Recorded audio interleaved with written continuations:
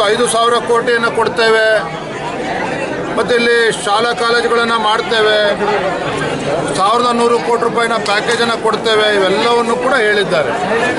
ಇದು ಯಾವುದರಲ್ಲೂ ಕೂಡ ಹೊಸದೇನಿಲ್ಲ. 1 ವರ್ಷದ ಕೆಳಗೆ ಬಂದಾಗಲೂ ಕೂಡ ಇದೇ ಮಾತುಗಳನ್ನು ಹೇಳಿದರು, ಆದರೆ ಯಾವುದೇ ಪ್ರಯೋಜನವೂ ಕೂಡ ಆಗಿಲ್ಲ.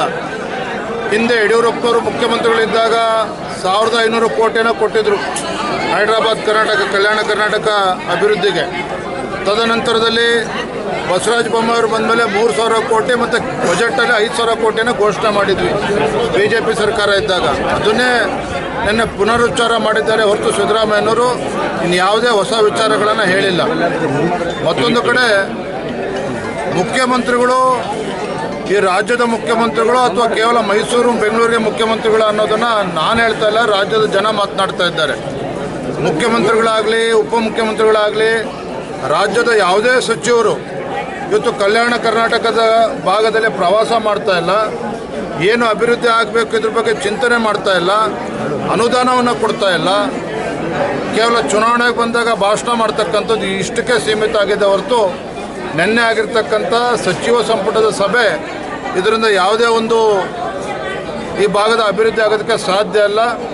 ಎಲ್ಲೋ ಒಂದು ಕಡೆ ಮುಖ್ಯಮಂತ್ರಿಗಳು ತಮ್ಮ ಕುರ್ಚಿ ಅಳ್ಳಾಡ್ತಾ ಇರ್ತಕ್ಕಂಥ ಸಂದರ್ಭದಲ್ಲಿ ತಮ್ಮ ಕುರ್ಚಿಯನ್ನು ಉಳಿಸ್ಕೊಳ್ಳೋದಕ್ಕೆ ರಾಷ್ಟ್ರೀಯ ಕಾಂಗ್ರೆಸ್ ಪಕ್ಷದ ಅಧ್ಯಕ್ಷನ ಓಲೈಸೋದಕ್ಕೆ ಮಾಡಿರ್ತಕ್ಕಂಥದ್ದು ನಾಟಕ ಅನ್ನೋದು ನನ್ನ ಭಾವನೆ. ಅಲ್ಲ, ಕುರ್ಚಿಯನ್ನು ಅಲ್ಲಾಡ್ತಾ ಇಲ್ಲ, ಕುರ್ಚಿ ಅಲ್ಲಾಡಿಸುವಂಥ ಕೆಲಸ ನಡೀತಿದೆ. ಎಲ್ಲವೂ ಕೂಡ ಚರ್ಚೆಯ ಹಂತದಲ್ಲಿದೆ, ದೆಹಲಿಯಲ್ಲಿದೆ.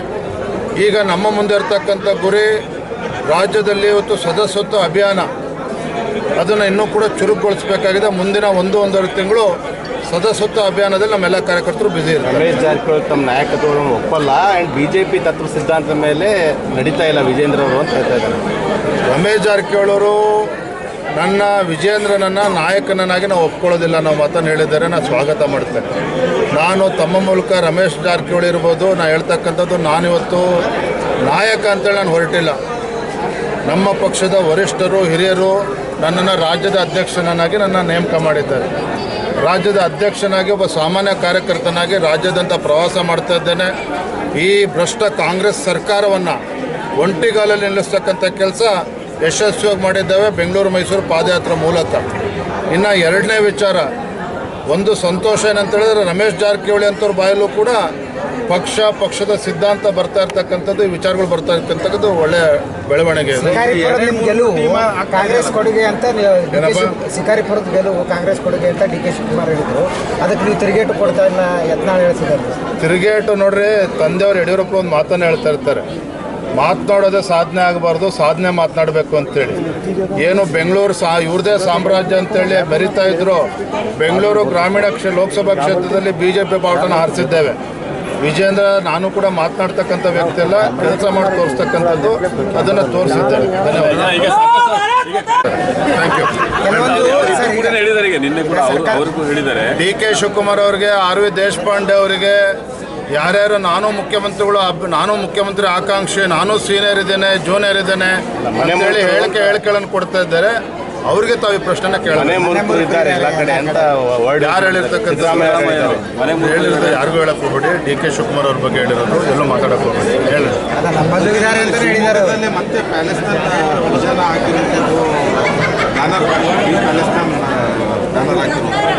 ಪ್ಯಾಲೆಸ್ತೇನ್ ಧ್ವಜವನ್ನು ಹಾರಿಸ್ತಕ್ಕಂಥದ್ದು ಅಷ್ಟೇ ಅಲ್ಲ, ಮೊನ್ನೆ ನಾಗಮಂಗಲದಲ್ಲಿ ಆಗಿರ್ತಕ್ಕಂಥ ಘಟನೆ, ಇವತ್ತು ದೇಶದ್ರೋಹಿಗಳ ಅಟ್ಟಹಾಸ, ಮತ್ತೊಂದು ಕಡೆ ಪಾಂಡವಪುರದಲ್ಲಿ ರಾಷ್ಟ್ರೀಯ ಸ್ವಯಂ ಸೇವಕ ಸಂಘದ ಕಾರ್ಯಾಲಯಕ್ಕೆ ಪೊಲೀಸರು ನುಗ್ಗಿರ್ತಕ್ಕಂಥದ್ದು, ದಾವಣಗೆರೆಯಲ್ಲಿ ನಡೆದಿರ್ತಕ್ಕಂಥ ಘಟನೆ, ಇವತ್ತು ಬೆಂಗಳೂರಿನ ರಾಮೇಶ್ವರಂ ಕೆಫೆಲಾದಂಥ ಬಾಂಬ್ ಬ್ಲಾಸ್ಟ್.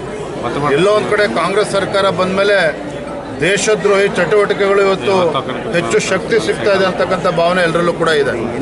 ಬೆಂಕಿ ಹಚ್ಚುವಂಥ ಕೆಲಸ ಮಾಡೋದೇ BJP ಅಂತ. ಬೆಂಕಿ ಹಚ್ಚಿಸ್ಕೊಳ್ತಾ ಇರೋರು, ಹಚ್ತಾ ಇರತಕ್ಕಂಥ ಎರಡೂ ಕೂಡ ಕಾಂಗ್ರೆಸ್ ಪಕ್ಷದವರೇ. ಇವತ್ತು ನಾಗಮಂಗಲದಲ್ಲಿ ಕೆಲವು ಅಲ್ಪಸಂಖ್ಯಾತ ಗುಂಡಾಗಳು ಏನು ಹಿಂದೂಗಳ ಅಂಗಡಿಗಳಿಗೆ ನುಗ್ಗಿ ಬೆಂಕಿ ಎತ್ತಕ್ಕಂಥ ಸಂದರ್ಭದಲ್ಲಿ ಅಲ್ಲಿರ್ತಕ್ಕಂಥ ಪೊಲೀಸರು ಕೈಕಟ್ಕೊಂಡು ಕುಳಿತಿದ್ರು ಅಂತ ಹೇಳಿದ್ರೆ ಯಾರು ಹೊಣೆಗಾರರು? ಗೃಹ ಸಚಿವರು ಹೇಳ್ತಾರೆ ಯಾವುದೋ ಒಂದು ಸಣ್ಣ ಘಟನೆ ನಡೆದಿದೆ ಅಂತ ಹೇಳ್ತಾರೆ. ಎಲ್ಲೋ ಒಂದು ಕಡೆ ಸರ್ಕಾರದ ನಡವಳಿಕೆ ಈ ರಾಜ್ಯದಲ್ಲಿ ಇವತ್ತು ಕಾನೂನು ಸುವ್ಯವಸ್ಥೆಯನ್ನು ಹದಗೆಡಿಸ್ತಕ್ಕಂಥ ಹುನ್ನಾರನೂ ಕೂಡ ಇದರಿಂದ ಅಡಗಿದೆ. ವಾಲ್ಮೀಕಿ ಪಾದಯಾತ್ರೆ